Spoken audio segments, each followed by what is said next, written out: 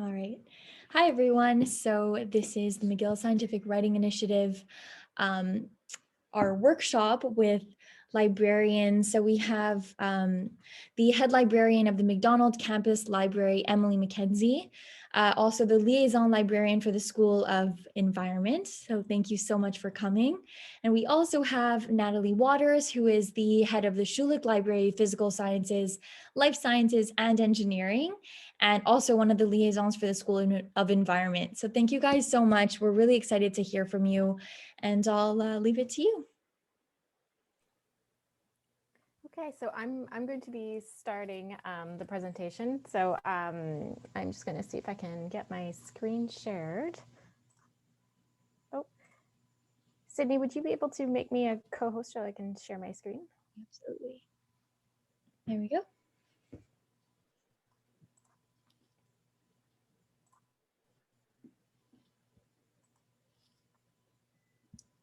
Okay.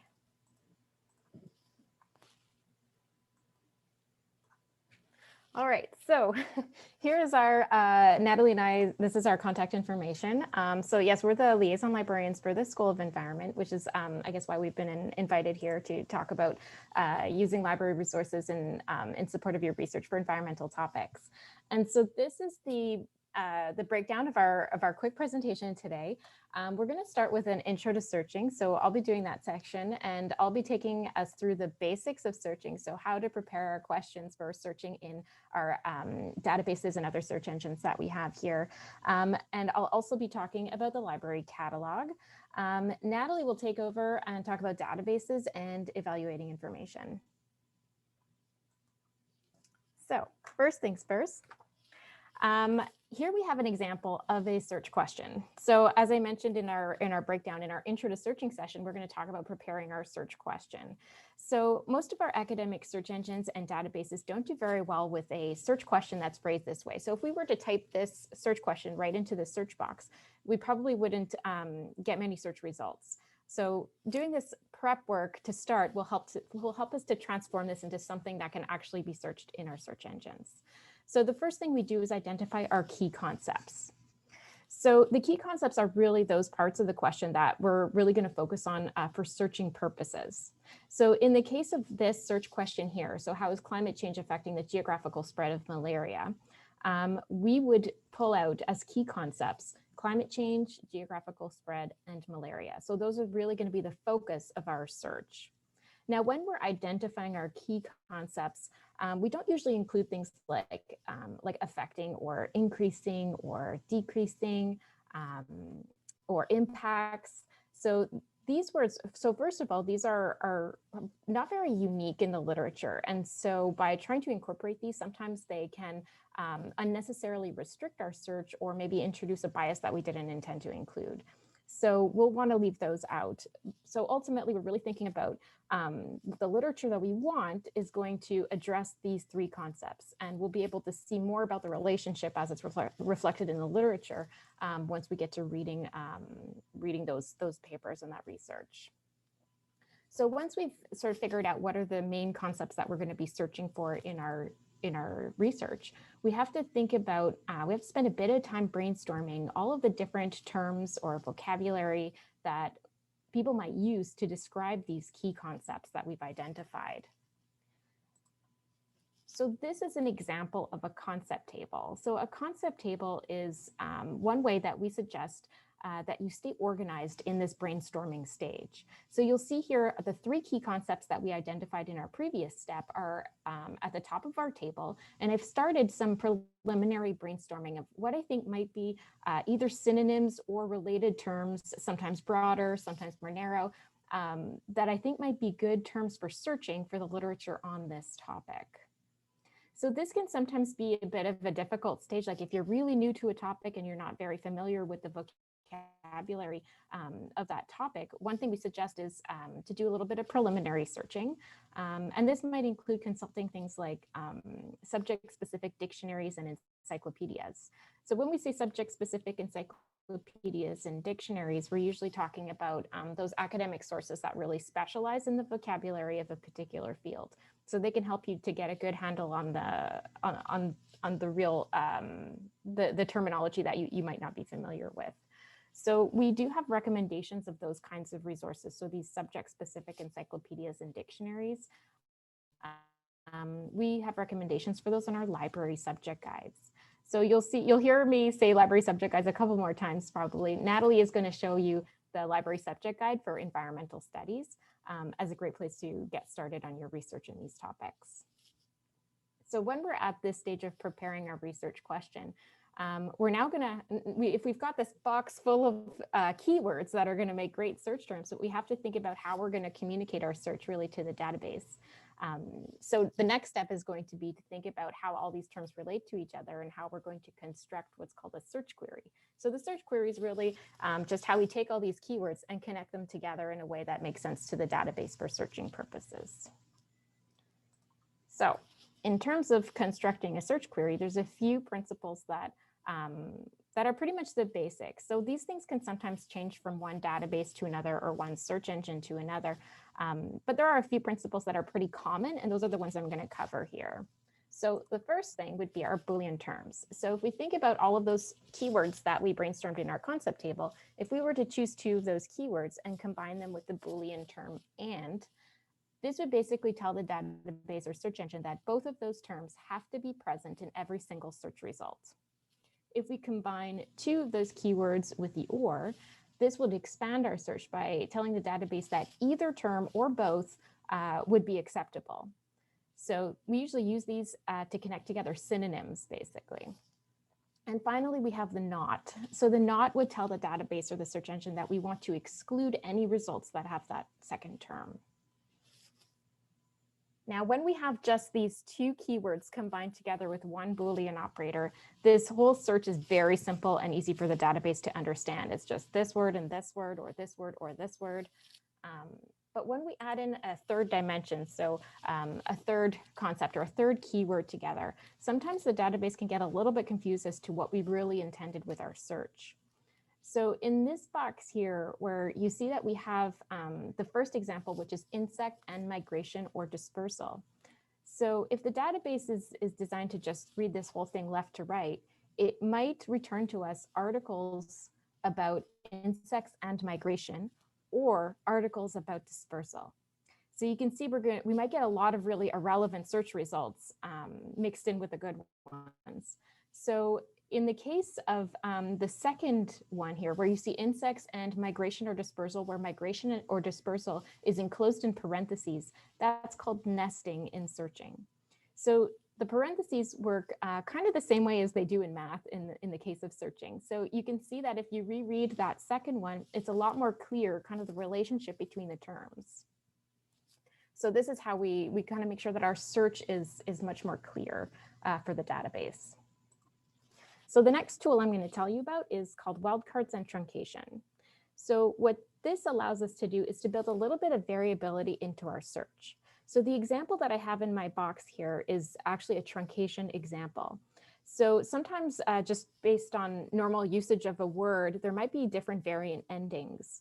And so to ensure that we don't have to write out every single variation that we're willing to accept in our search, what we can do is cut the word of our keyword off right at the common root, replace the ending with a truncation symbol. So in this case, I'm using an example of an asterisk as a truncation symbol.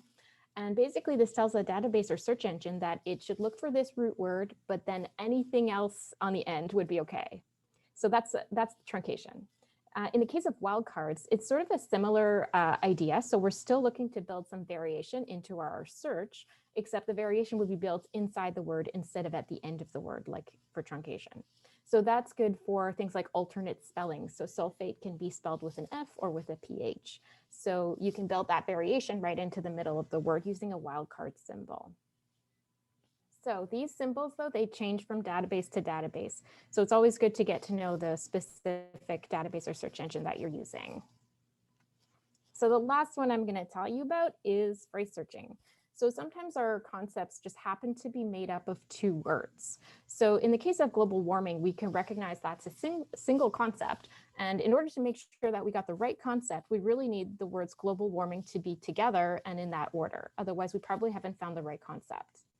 Now, what's tricky about searching in our databases is that if we just put the words global warming into the database, there's a good chance it will interpret that as global and warming, even if we didn't put the and.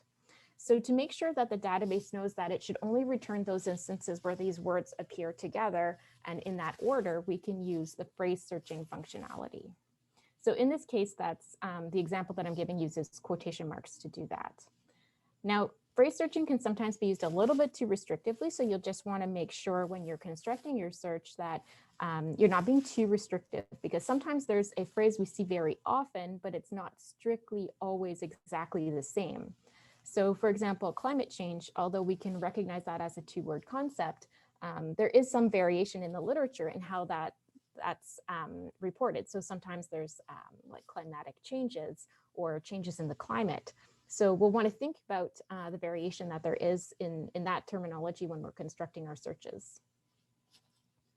All right, so now that we have a good idea of the basics of searching, the next step would be to actually get to searching. The main portal to all of our library resources and services is our library website. And it's important, especially if you're off campus, if there's a resource or a database that you know you want to use, it's important to start from our library homepage. Just in case it's a resource that's restricted to McGill users, as a McGill student, you would have access to it. So going through our library homepage, so starting from our library website, will ensure that you get properly logged in so that you can get access to that resource.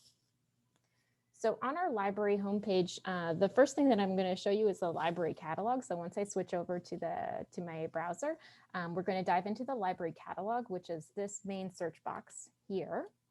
And the other thing, again, I'm going to draw your attention to the library subject guides. So they're in the right-hand column here. All right. So I am going to switch over to my web browser.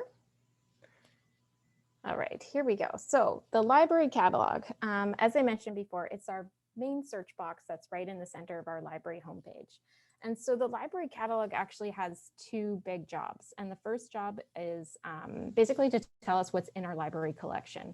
So whatever books, journals, databases, maps, DVDs, whatever stuff we have in our library collection, we list it in this library catalog. So that's the job of the library catalog. The second thing it does is it tells us how to get access to those things. So if, for example, we have an ebook, the link is going to be found in the library catalog. If we have access to a print book, you'll see the information on where to find it in our which branch library, what call number. So basically, what do we have in our collection and how to get access to it. That's what you find when you search in this search box here. Now, when we're searching our library catalog, I often find that it does a little bit better with simpler searches. So although with our search tools that I showed you, I could probably create a fairly complex search query that addresses a lot of the different synonyms I thought of, I usually like to go with multiple searches, but trying out different combinations of keywords instead. So to start, one thing I might do, let's see, I might start with something like climate change. So I've put in a couple of truncation symbols here. This is going to catch a few variations of climate change, but I did decide to go with the phrase search. So I do know that I might want to play around with that and try different variations in case there are more variations outside of climate change. And I'm going to combine that with malaria. So in our library catalog, you have to capitalize your Boolean operators. So that's just one thing to pay attention to. Oh, that is unexpected. Oh, I have a spelling error. I was about to tell you. Oh, I was just like, please don't let something go wrong. So most of our databases and search engines are very sensitive to spelling. So Google will often like kind of find something, but this is something that we have to pay attention to when we're using our search engines. Okay, so here now I have some results. If I scroll down a little bit, you'll see each one of these is a different result that matched our search criteria. A lot of these are books. So these ones are, this is print book. So this is where I'm seeing the format of the thing that I'm looking at. I've also got some ebooks here. So as mentioned before, if I want to get access, there's the link right there. So sometimes when searching for books, you might want to, you can see there's a few things that came up for malaria, but I might also want to try a bit broader search because there might be a great book, a broader book that has a good chapter on my topic. So rethinking my search in broader terms can also be a good strategy for searching for books. Now, the last thing, we're gonna switch over to Natalie, and I don't wanna go on too long about the library catalog because this is probably something you've come across already. You'll notice that there is in the left-hand column, all the facets of our search. So this is where we can go to narrow down our search results by different aspects, like years of publication or format, for example. So you'll see we did retrieve a bunch of article results. And that's great. That's something that our library catalog does a little bit of article searching as well. But we actually have, our databases are very specialized in article literature. And that's what Natalie's going to show you about. So if you do want to dive into the article literature, I also recommend going further into the databases as well. All right, so I will switch over to, I'll stop sharing and Natalie can take over from here. If you could make me a co-host, Sydney. And do you have access now? See, yes, I do.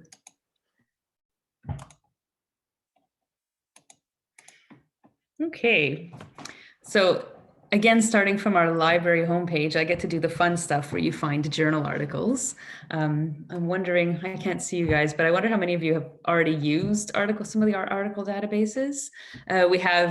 There's thousands of them. Some of them are very subject specific and some of them are multidisciplinary.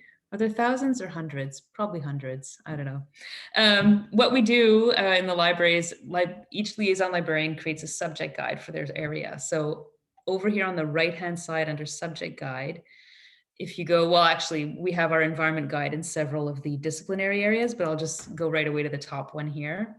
And if you go to environmental studies in the middle, we have our subject guide. And what we do is we gather several sources that you might want to use to find information on the environment. And so we don't just have article databases or sources of background information, but we also have some helpful links in there for you, like government information, or if you want to go and find data and statistics. I'm just going to make a quick mention about the government information here. Government information is really hard to find if you're just using a general search engine like Google. It's not published. It's not a regular publisher, so it's not necessarily collected by article databases. So on our government information page, there's this link in the middle. It's a government search engine. And so it searches federal, provincial, and municipal government information in Canada. And it goes really deep into the hidden stuff that you can access through Google. So just keep that in mind. But meanwhile, I'm going to go back to these find articles. And over here, we've listed some of the core databases for the environment, but the environment is extremely multidisciplinary, right? So if you're doing something on energy, for instance, you might be delving into finance literature or geological literature or chemistry. So that's where these multidisciplinary databases are really great because they go from social sciences to engineering to sciences. They have a little bit of everything in there. And I'm going to show you Scopus as an example. Oh, and there is the authentication. Hopefully you all have come across this because you're all doing library research. It's your username and password. And so this is the Scopus interface. Like the library catalog, all these databases have similar features on their interfaces, but they all look a little bit different. But generally you have a search box and it tells you what you're searching within. On the drop down here, you can look for an author, or if you know a specific journal title or article title, you can select it from this drop down. But like Emily did with her catalog search, I'm just going to start building a search. And so what I like to do is, instead of throwing everything into the same long initial box, I like to do one concept term per line. And so I'll show you what I mean by that is that I'll do, let's say I do climate change. Whoops, I'm going to try to make sure not to have a spelling error. Or global warming. Whoops. And if you have 0 results when you're doing a search, a good hint is to go back and check your search construction, because it could be a spelling error, or it could be a truncation symbol error, any number of things. So then on the bottom on the left-hand side here, you have add search field. So right now I'm telling it I want to search the article title, abstract, and keywords, which is quite specific. It's going to narrow just to those important parts of an article record. And then I'm going to say that I also want to search the concept of geographic distribution. Generally in a database, whoops, I'm already seeing, hang on. I can't type and write at the same time.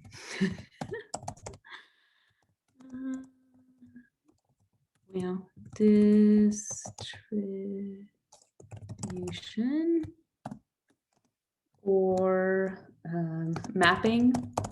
So in a database versus like an article database versus the library catalog, articles are much more specific than books. So you're going to have a much narrower focus, so you can add more narrow keywords or more concepts. Otherwise, you're going to get too many results. So I'm going to add, that's why I added the geographic distribution, because I felt that if I just put climate change and malaria, I might get something like, I don't know, 1,000 results, and nobody wants to scroll through 1,000 articles. If you know specifically that you want to look at the geographic distribution, put it in there right away. And similarly with malaria, I'm just going to leave it at that and see what I get. So you're going to be, when you're starting, you're going to be playing around with this. And let's see.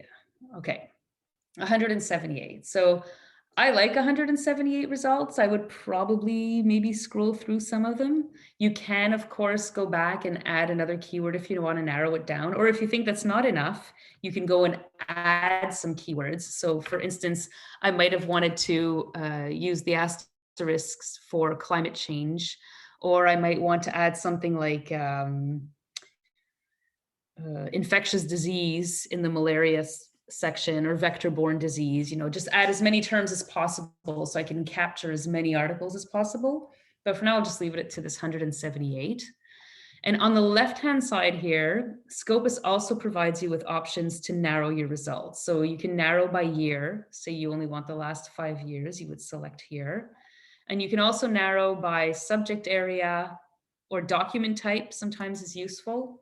If you know you want just review articles or just articles, you can select those. And that way you would eliminate anything that's a conference paper that you might not necessarily want to look at. And then you do limit to. And then I'll go down to 156 documents instead. So then if I go and look at these results, it's a good idea to take a look and see if they're along the lines of what you're looking for.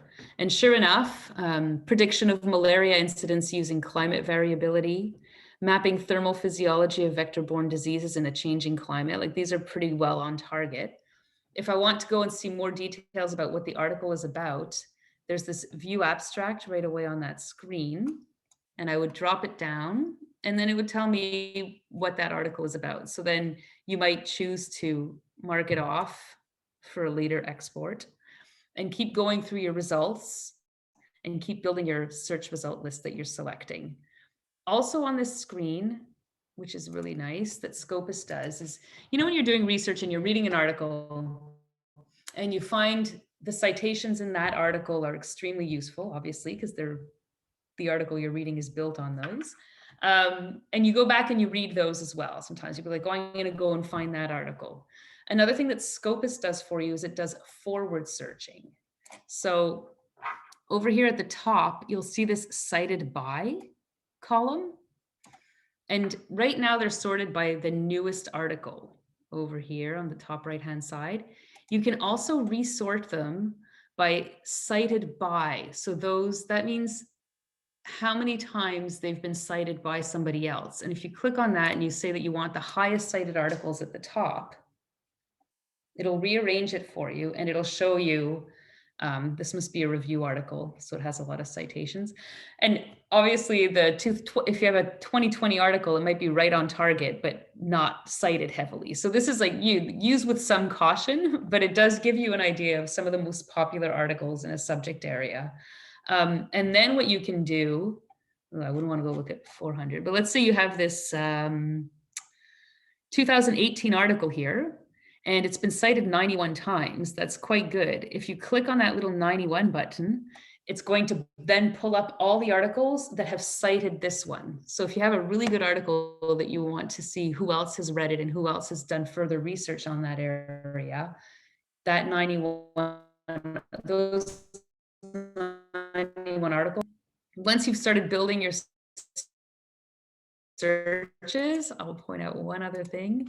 You have this export feature here, and that's where you can, well, with Scopes, you can do all kinds of stuff. You can create an account and save your searches there, and you can also export into a citation manager. So that's something like EndNote or Zotero, which is what you can use when you're writing up your paper to incorporate your citations in your paper. It's a way of keeping track of your literature. We have workshops for that. I'll show you where you can find those. I don't want to go too long. Anyway, if you have any questions, just let us know, because I do want to talk a little bit about this, evaluating your criteria, your evaluation criteria for what you find. Whoops, sorry about that. It's really important, even if you're finding things through article databases, even though those are journals and they're vetted, it's always really important that you evaluate what you're finding, right? So how current it is, or relevant to your search, the authority of it. So who are the authors? Why are they experts in this? Where do they do research? What's the purpose of that information? Was it meant to sell something, or is somebody trying to convince somebody of a point of view? So there's a whole slew of evaluation criteria you can use. We do link to this in the tips and tricks section of our subject guide, but especially if you're using a search engine to find articles. One last little thing here, then you have also this EndNote and Zotero, like I was telling you about. So these are tools where you would dump your references into those tools. And then when you're actually writing your paper, you can start incorporating your citations into your paper with these tools, because they link up to your Word or whatever processor you use. And it creates the references in a citation style, depending on what you've chosen. We have workshops on those, because like any software, they take a little bit of learning. They have a bit of a learning curve, but really not much. The workshops are about an hour and a half, but they'll save you in future hours of time. So they're worth looking for. And finally, I'm trying to cover a lot of stuff in a little time. The most important thing that we really hope you get out of this is how to contact us if you have any trouble. So you can always contact the library. There's librarians on chat, and you can also just contact me or Emily directly when you need more help, because we know we throw a lot of stuff out there and the subject guides are huge. So if ever you're having any trouble, don't hesitate to contact us. That's it. Wow, thank you so much. That was amazing. And I think it's so great. Everyone should reach out to these amazing librarians for future questions.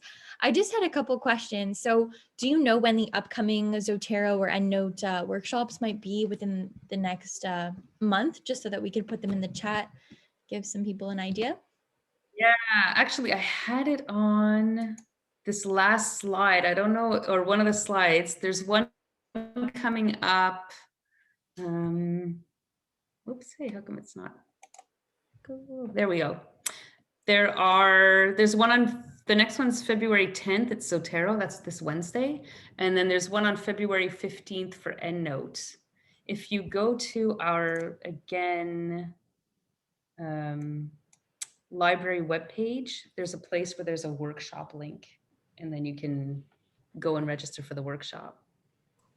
I just added the link to the workshops and tours page in the chat. Oh, you did? Okay, good, thanks. Perfect. So all of our case competition participants can go check that out. It'll be really useful for the upcoming parts of the competition. So please don't hesitate. And thank you guys so much once again. And if there are future questions, we'll make sure to direct them to you because you guys know all the details. That's perfect. Thank you. Does anyone have any questions before we get into the lit review Q&A? Just specifically about some of the things we learned from the librarians today? All right. I'm sure we'll get more flooding in later. So thank you guys so much. I'll stop recording now.